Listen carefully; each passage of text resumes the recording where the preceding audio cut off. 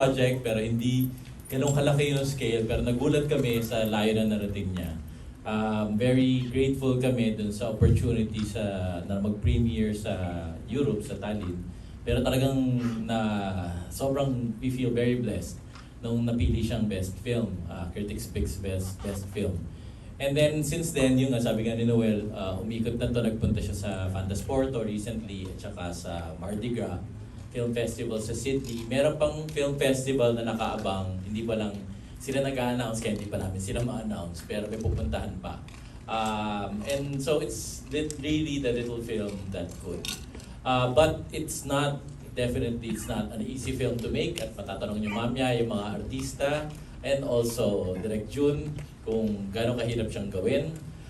But it's a product of the team, the teamwork of everybody involved. I'd also like to acknowledge the team that's here, our cinematographer Neil Daza, our production designer Mark Abdul,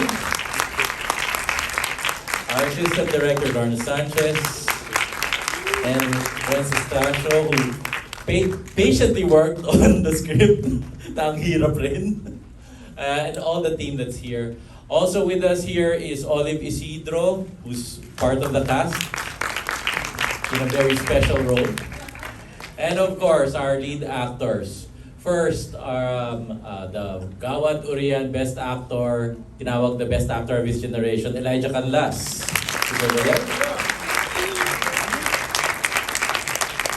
And one of the finest actors ng industriya natin since a long time ago. Hindi talaga, at I'm really excited for people to see kung gano'ng galing talaga na itong artista to, si Mr. Romnick.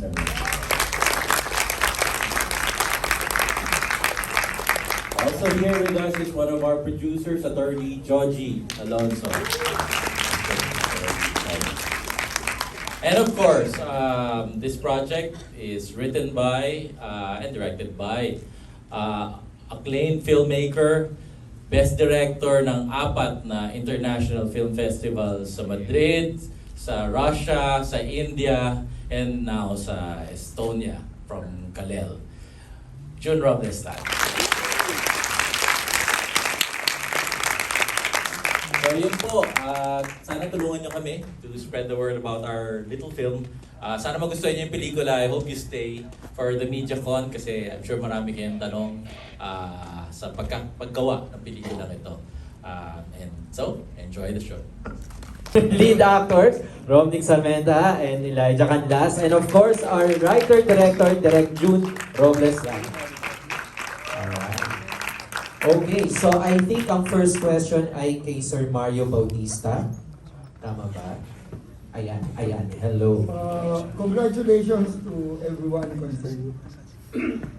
I really was amazed by the movie, and I would like to congratulate Romnick and Elijah. Of course, you both started as child actors, and I've seen Romnick's journey from the time that he was in Gulong ng Palad, and then nawala siya. Years later, I saw him kasama ni Jobert dito when he was a teenager na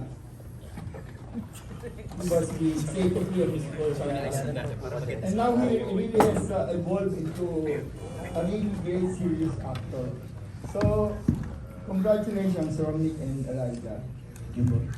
When you got the offer to do the movie, alam niyo ba kung anong pupuntahan talaga ng mga characters ninyo? Romnick, ikaw, did you have any second thoughts about the offer of the character?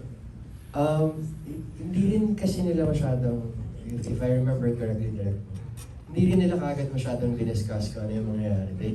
They said lang that they wanted to do a project as dalawang actors in a single location. And they said, read the script. So I started reading it. Actually, parang nabuo ko lang siyang basahin during the first read through it.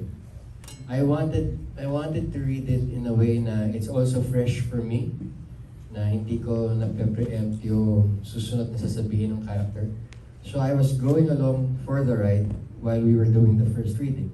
And I don't know if if naalala ni Direk. Pero there were some parts there na I didn't expect, and I caught myself getting teary-eyed reading some of the lines during the read-through, and I just realized how good the piece was. Not to suck up the director who wrote it. Pero, for the longest time, I've been in this business for more or less 46 years. And it's one of the ways I personally gauge scripts that are good. Pagka habang binabasa ko siya during the first few pages na apektuhan ako, nasasabi ko sa sarili ko, okay, maganda siyang sabayan, and maganda yung takbo, yung flow, yung kwento, yung batuhan ng linya, and I just hope I'd be able to give life to it. Parang ganun.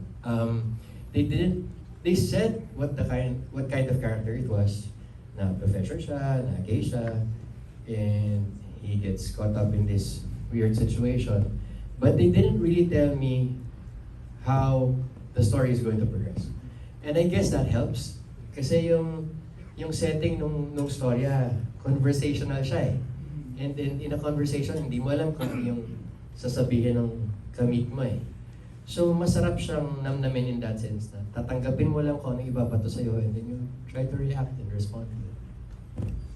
You know, it helps a lot that you both were comfortable with English. Kasi kung binigay ko sa ibang actor na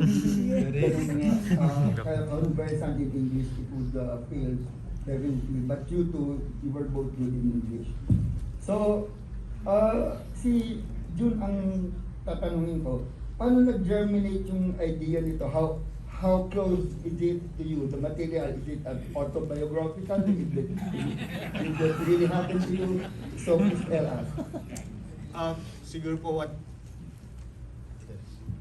what I can share with you is, I think like most of us, like most of you during the pandemic, I was going through a lot, and it just got to a point that I really needed to vent, and I turned to the one thing that has always saved me, and it was writing. I thought I was going to write a journal, pero siguro lumabas pa rin yung pagiging screenwriter ko, and like I just found myself writing these two characters, they're talking and all.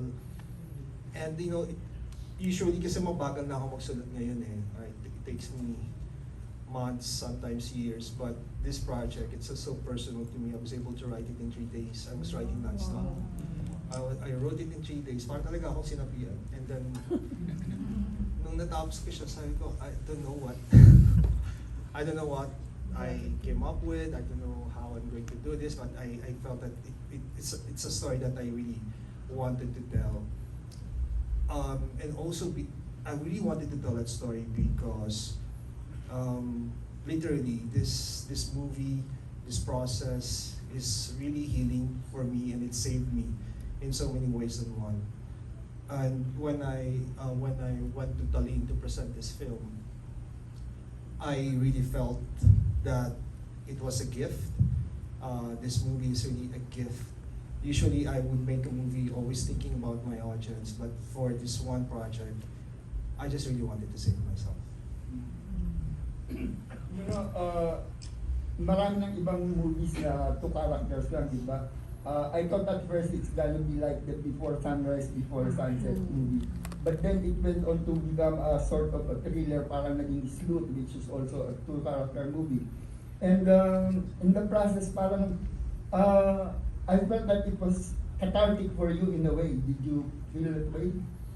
Yes po. Kasi nasabi ko naman to kina Elijah and Romnick when we were talking about the project, that all the characters, I feel that they're all me. The memories that they're sharing with each other, some of the dialogues are lines I've heard being thrown at me, and some lines that I've thrown at other people. Even the most painful ones are my memories. So parang talagang it was the first time that I was able to confront all the things that happened to me. Even that story about the kid being molested, that was my story. It's just really for me very cathartic. That's all I can say. Elijah, how about you? You went to an entire range, an entire gamut of emotions in this role. tumanda pa yung appearance mo, pati yung delivery mo. So how did you do it? A ton of preparation po, for sure. I mean, before pa po kami nag-start mag-shoot, before pa nag-start mag-rehearse, nilitize ko na talaga yung script. Yung mga usual script analysis, script preparation, and Direct Jun, like twice yata kami nag-one-on-one sa Zoom, like just trying to get a hold of all these characters. Kasi kahit I technically play 2 characters, pero yung si Lancelot, madami siyang faces. So, ang daming kinilangang i-figure out kung paano i-physicalize yun. But, yeah, sa guidance ni Direct Jun, of course, and powerful enough po yung script, I think as an actor, all you have to do is justify it the best way you can. So how long did it take you to shoot the whole thing? Kahit isang location lang? 5 5 days. 5 days. 5 days. Yeah, 5 days po.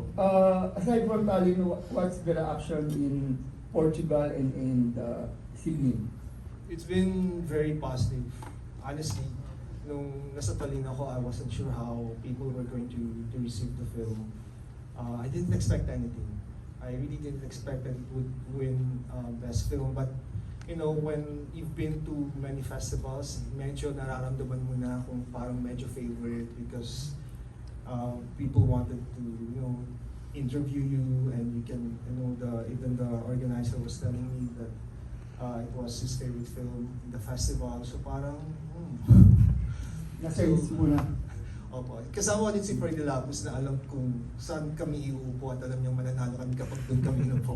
Doon na kami inupo. Sanay. So again, congratulations. Honestly, I don't know kung paano kayo ino-nominate, kung pareho kayong best actor or what, or maybe you should both be nominated or win later on. My best wishes for you and the movie na yun. It would really find its market in the coming festival. Thank you po. Thank you po. Thank you po. Alright, thank you so much. Okay, next question. Alright, hello po. Good evening.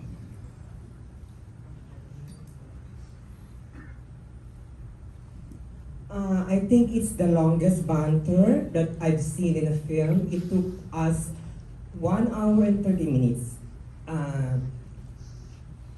To Elijah and Romnick, what is the appeal of your characters in the movie?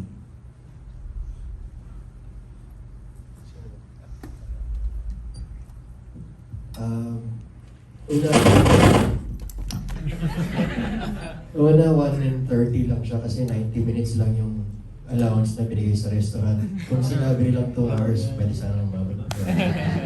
May mga nakat pa doon, may mga nakat na Oo, lines. diba? Pero, hindi, I think, to me, sorry ma'am, I just wanted to clarify. Are you asking what is the appeal to me as the actor, or what is the appeal of the character? The character. What is the, when you read the script, how did it appeal to you? I think Sir Eric is, pardon my French, pero in a sense, I think Sir Eric is... Ayaw mo sa akin? Okay lang po. I think in a sense, Sir Eric is a lot of the professors out there who are members of the community. You know, sometimes the way I understood my character, sometimes you want to do the right thing, you want to be helpful, you want to be a human being, pero you get taken advantage of, like what happened to him. You get caught up in situations that every human being would find themselves in. Diba? You are either unable to express yourself fully, or you're able to express yourself fully and still be misunderstood. You also have moments when you have an agenda but you can't admit it to yourself. I think that's Eric for me in a sense. May gusto siyang gawin out of kindness. Meron din siyang personal interest dun sa kay Lancelot, but he doesn't want to act on it, and yet he's entertaining that thought. He's a very mixed up with his own emotions, and then he has to deal with the death of Marcus, yung ganon. So he's very human.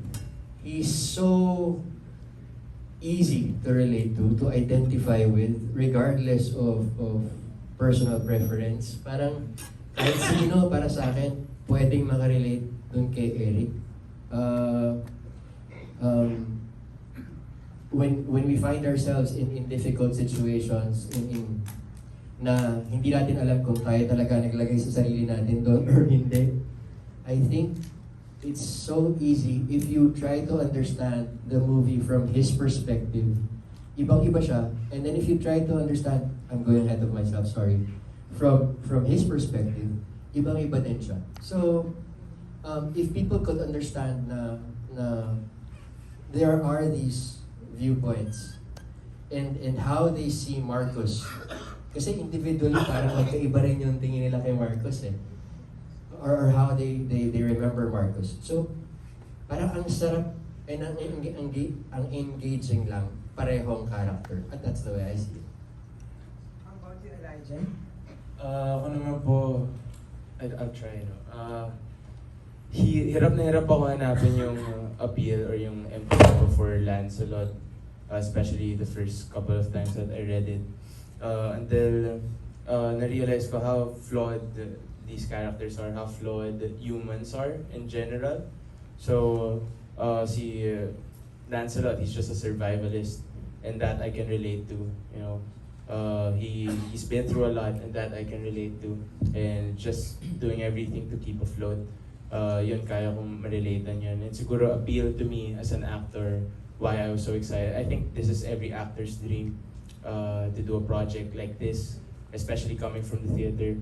And you know, you siguro once in a lifetime ko lang mabibigyan ng opportunity to play several characters in one film. And yun yung appeal niya to me as an actor. And yung appeal naman ni Lancelot, yun nga, hirap hanapan ng appeal, yung medyo may mga devious plans. But yeah, he's just really flawed and he's been through a lot. So he's just trying to keep afloat.